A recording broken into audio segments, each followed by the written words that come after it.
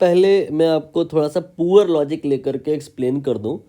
आपने नोटिस किया हो कि कुछ लोग गोरे होते हैं और कुछ लोग सांवले होते हैं और कुछ लोग काले होते हैं और कुछ लोग बहुत काले होते हैं।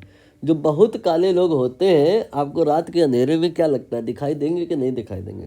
जो सांवले या गोरे टाइप के लोग हैं वो एक बार को ना दिखाई दें, लेकिन जो बहुत काले लोग होंगे वो दूर से ही चमक जाते हैं।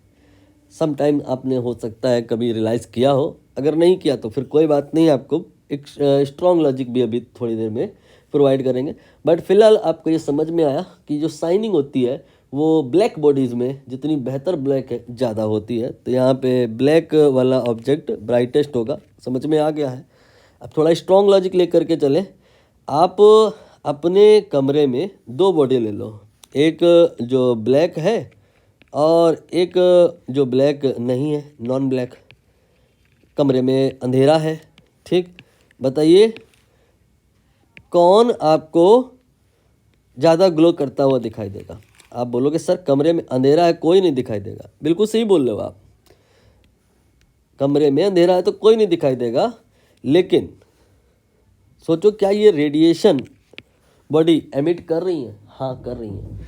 हर बॉडी हर टेम्परेचर पे एनर्जी रेडिएट करती है, हीट रेडिएट करती है, और हीट दिखाई थोड़ी ना देती है, इसीलिए अंधेरे में आपको दिखाई नहीं दे रहा। लेकिन अगर इसका टेम्परेचर बढ़ जाए, मान लें आप के घर में जो ब्लैक बॉडी है, जैसे ये, इसको आपने गर्म कर दिया, बहुत गर्म कर दिया, टेम्परेचर इसका हो गया मान लो सपोज 1500 डिग्री सेल्सियस। तो इतने हाई टेम्परेचर पे ये जो अब एमिट करेगी वो जो रेडिएशन होगा वो विजिबल रीजन में आ जाएगा, विजिबल स्पेक्ट्रम में आ जाएगा, फिर ये दिखाई देने लग जाएंगी।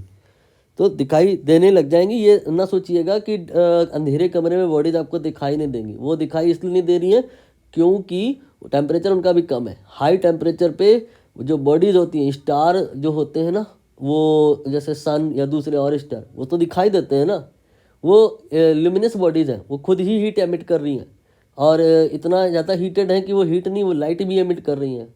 बाकी डिटेल में जाओगे तो यूवी रेज भी एमिट कर रही हैं। तो यहाँ पर बॉडीज़ हाई टेम्परेचर पे होने की वजह से एनर्जीज रेडिएट कर रही हैं, रेडिएशन रेडिएट कर रही हैं, और ये दिखाई देंगी।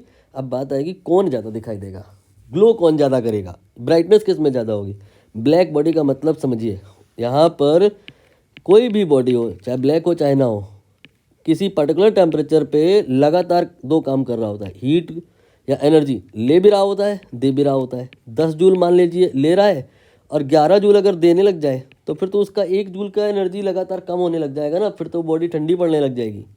और अगर वो 9 जूल एमिट करने लग जाए तब तो फिर वो 1 जूल अपने अंदर ही बचा के रखे ले रहा, धीरे धीरे बॉडी गर्म होने लग जाएगी। बॉडी अगर कांस्टेंट टेम्परेचर पे है, स्टेडी टेम्परेचर पे है, तो वो जितना रेडिएट कर रही है उतनी ही वो एब्जॉर्ब भी कर रही होगी, स्वाभाविक सी बात है। अब यहाँ पर ऊपर वाली बॉडी देखिए, 10 जूल एमिट कर रही है, 10 जूल एमिट कर रही है और रेडिएट एब्जॉर्ब भी कर रही है, और वो कांस्टेंट टेम्परेचर पे। लेकिन दूसरी वाली बॉडी देखना, वो 50 जूल एमिट कर रही है, 50 जूल एमिट एब्जॉर्ब कर रही है, ये भी कांस्टेंट टेम्परेचर पे होगी। तो दोनों में अंतर क्या है? जो दूसरी वाली बॉडी है वो ज़्यादा एब्जॉर्ब कर रही है, ज़्यादा एमिट कर रही है, टेम्परेचर इसका दोनों का बराबर है। लेकिन जो पहली वाली बॉडी है वो कम एब्जॉर्ब कर रही है, कम एमिट कर रही है।